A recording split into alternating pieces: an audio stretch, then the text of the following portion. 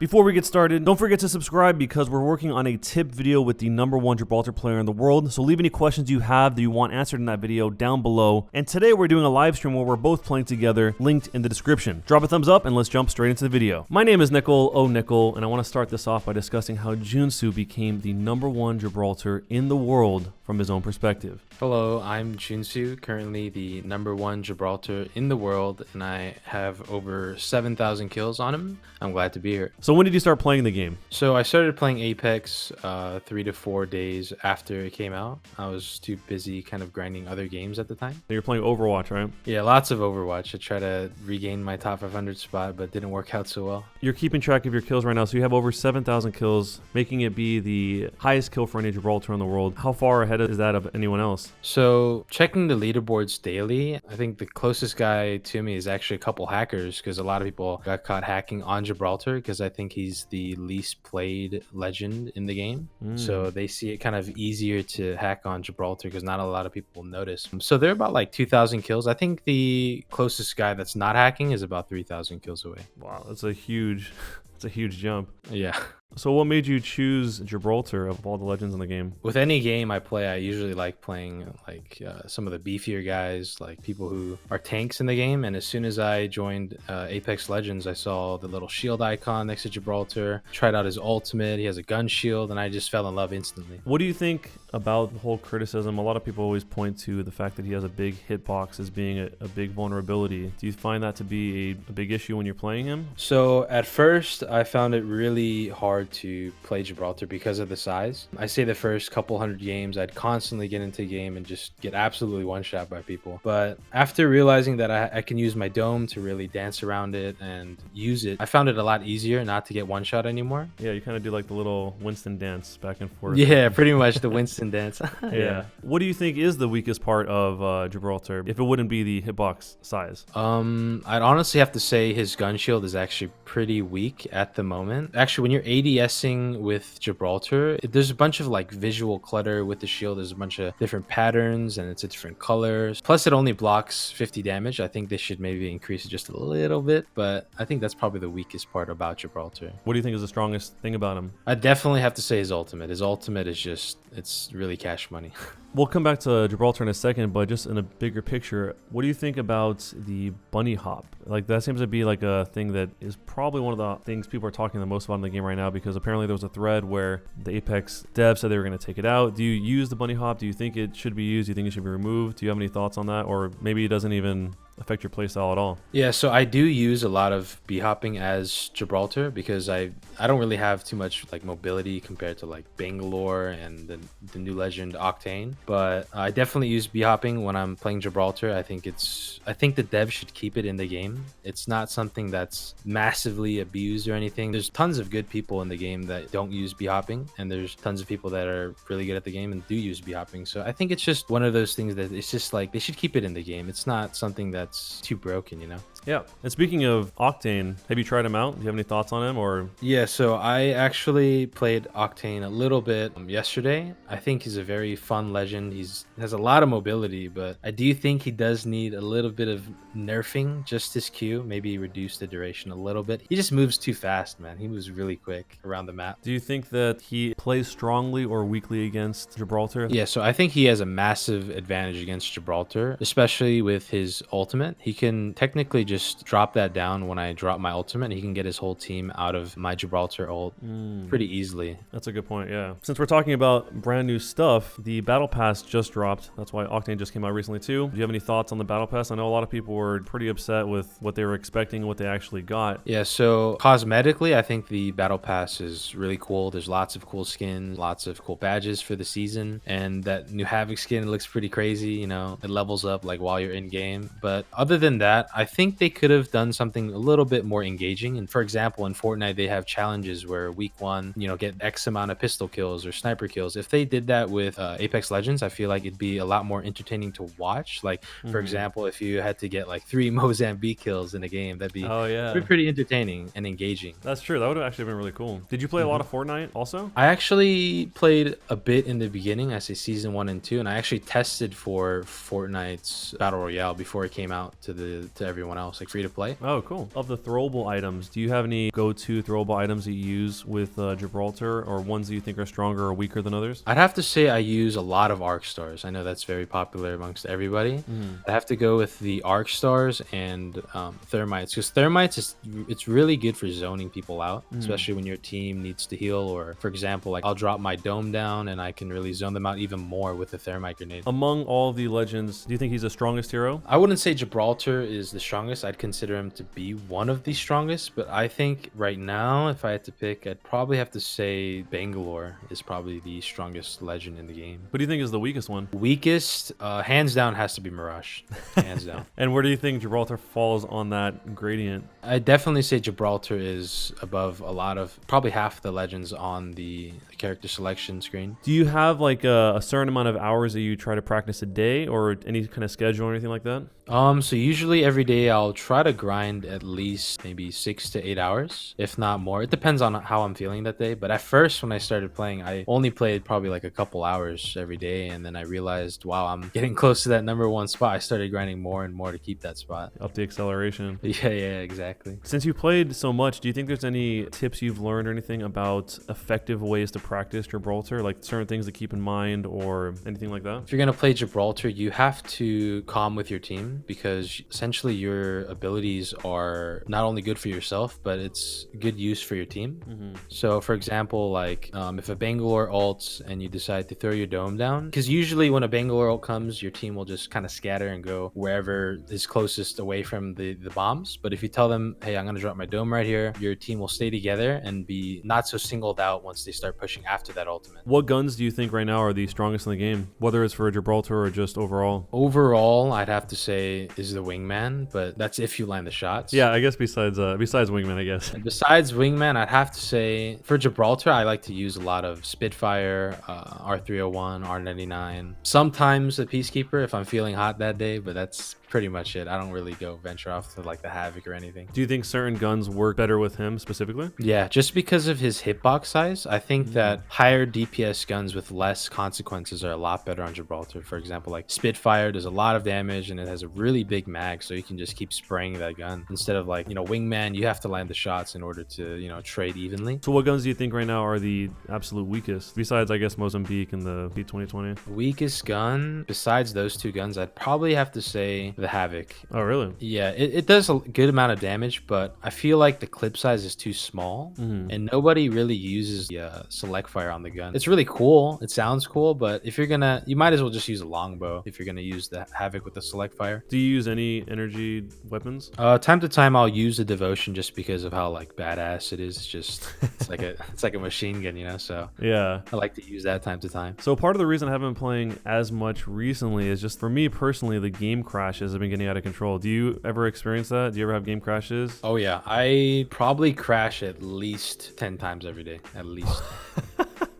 See, that drives me insane. I can't handle that. Yeah, it drives me nuts. I'll be, last 2 squads left. It's a high kill game, and all of a sudden my screen freezes, and I'm like, what's going on? What's happening? And I DC. Is there any pattern that you've noticed that would trigger a game crash? Because for me, it seems like it's completely random. I was trying to find like, is it when I do this or if I do that? I can't find any pattern myself. But have you noticed anything like specifically that, oh, if I do this, this is more likely to cause a crash? So time to time, I'll alt tab like to another program when I'm loading in, and I notice sometimes because of that my game will just completely shut down without any errors or anything. It'll just shut down, but I mean I'll still crash even if I don't do it. So yeah. So do you have any general thoughts on when to get the most value out of Gibraltar's Q? Like obviously during when you're getting ulted, but any other thoughts on when you think is a really good time to use it or to get the most value out of it? Just anytime you receive damage or your teammates receive damage, I think throwing it down between your teammates and the enemy team is just really good, because it gives your team an opening to either shield back up and reset the fight, or really set the tone for that fight. Like usually if you put your bubble down, the team will one, either push you or they'll just wait it out, and usually they're gonna push you. What I like to do or tell my teammates to do is act like you're shielding up, and then usually the enemy team will see that and they'll holster their weapon and just gun it at you, like get to you as fast as possible. Right?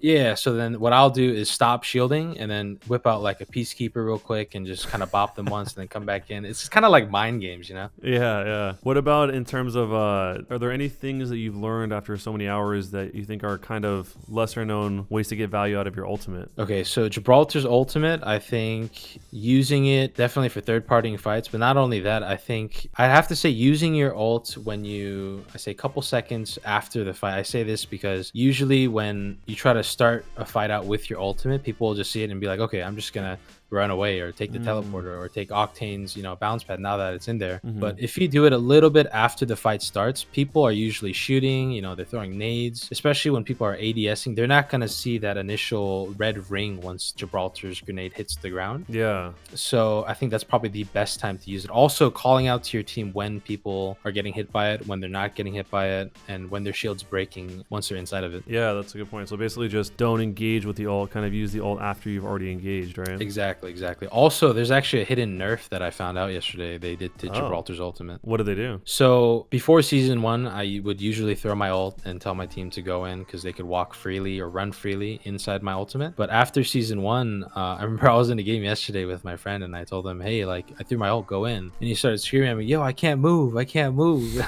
So he was actually getting CC'd now after this most recent patch that came out. So it's kind of like a hidden nerf to Gibraltar's ultimate. Really? Yeah, it's pretty interesting. Was that intended, do you think? I think it was. I think they're probably thinking like, hey, if Bangalore ult CC's teammates, why not Gibraltar's ult? So they probably just fixed it up secretly, Oh. Do you have any thoughts on his passive, the shield, where you're shooting? Any ways to kind of be more effective with that? Yeah, so because of the visual clutter, and it's, for me at least, it's kind of harder to aim with it up. I start off the fight with it down and then I'll put it up a little bit afterwards. Also, one thing I kind of don't get is, so Gibraltar's shield covers his body, but when you're ADSing it, they make it seem like you're looking directly in the middle through his shield. So if the devs watch this video, if they could work around that, that'd be pretty neat, because it's just, I don't know, there's a lot of visual clutter and a lot of stuff going on your screen already. So having that up is just really, it's hard to see stuff sometimes. So I don't think I know what you mean. So you're saying that when you're looking at it, it makes it look like you're in the center, but you're saying, yeah, so if you look at a Gibraltar if you're fighting a Gibraltar, his shield is covering everything and his neck down, but when you're ADSing they make it look like so you're looking through the shield. So it's, oh, I see. Okay. It shouldn't be like that. It should be so your shield is below your gun or something, Yeah, so it represents what's actually going on, right? Yeah. So who do you think has the most powerful ultimate in the game? Not trying to be biased or anything, but I have to say Gibraltar. Yeah, probably Gibraltar. Even with the hidden nerf that you noticed?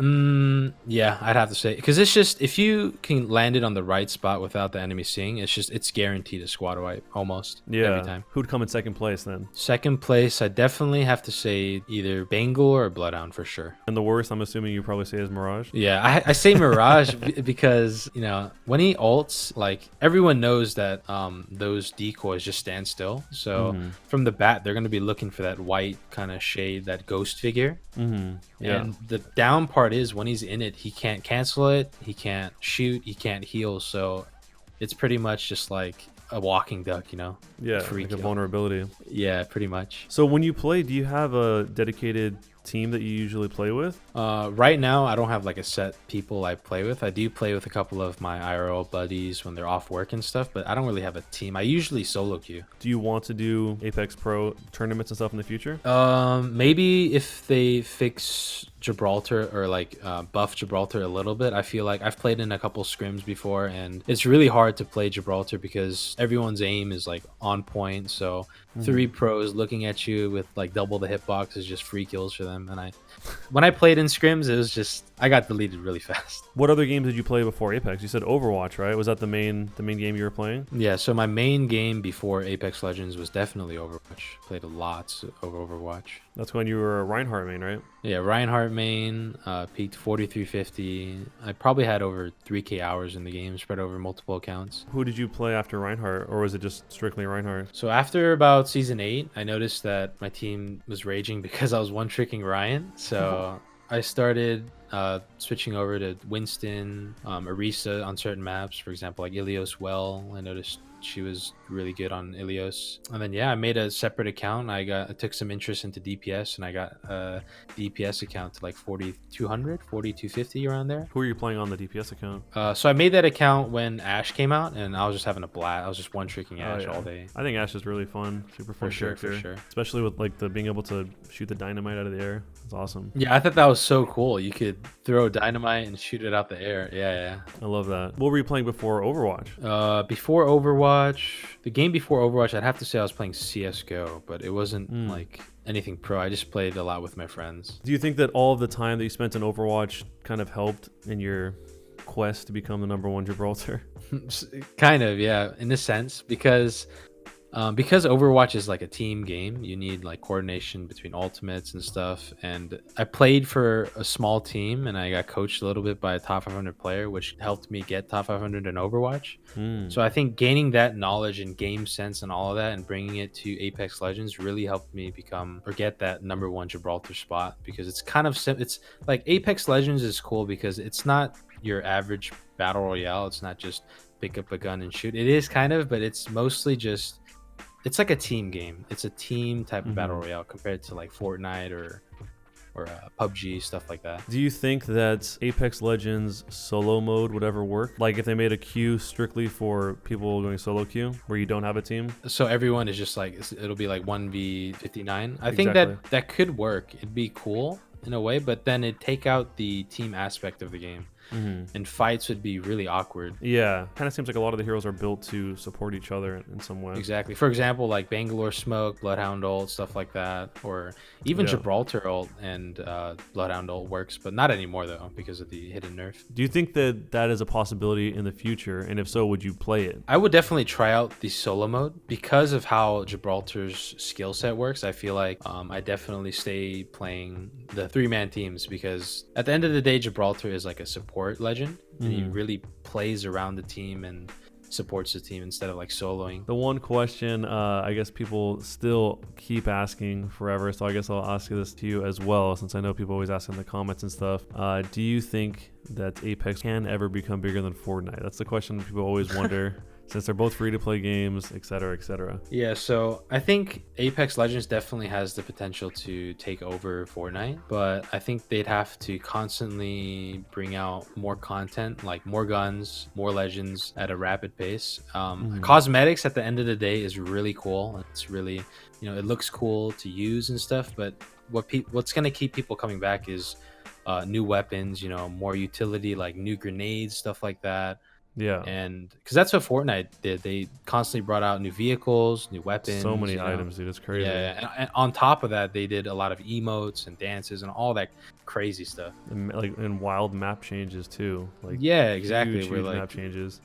During Christmas, they'd have like snow time and stuff. That was really cool. What do you think is one of the most important things that needs to be added to the game or changed about the game in order to kind of achieve that, having the game get even bigger? I think for now they're doing fine. They added Octane. He's definitely going to change how team comps are, I guess, in a way. But I think back to what I said earlier, I think just adding more utility, like grenades, different types of grenades or different weapons, and definitely pumping out more legends at a rapid pace would be very good for the game. Yeah. Why do you think the game is as popular as it is right now? What do you think it is about it that makes it so people are so into it right now? I think a lot of people enjoy the game because of how it's like how detailed the game is, like to the small things when it comes to like pinging stuff, calling dibs, or pinging you're going to go to a certain location, or just there's a lot of different stuff in Apex that's not in other battle royales, such as like ultimates.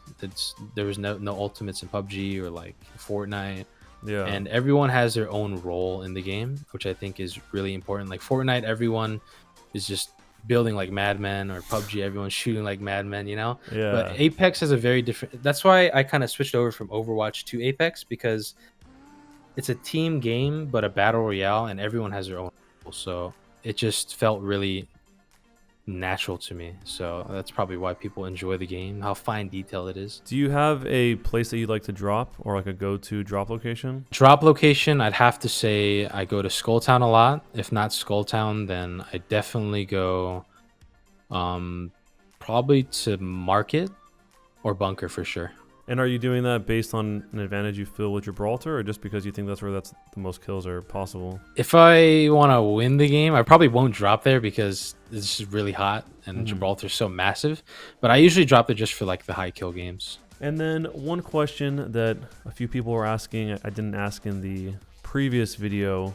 They just want to know gear, like what monitor you're using and stuff like that. Yeah, I'm currently using a 144 hertz monitor, and this, if you guys have the money to do it, I highly recommend it. It's such a good investment. So, you stream on Twitch? Yeah, I stream. Say the name of your stream, the URL, and when you stream. So I stream at twitch.tv/Junsu_. And I usually stream starting at 1 to 2 p.m. EST, Monday through Saturday. And I usually stream for about 4+ hours. Awesome. So there will be a link down below in the description. Make sure you guys drop a follow, show them some love, say hello from here to there. And thank you so much for coming on, dude. Appreciate it. Thank you for having me, man. I really appreciate it. Thank you.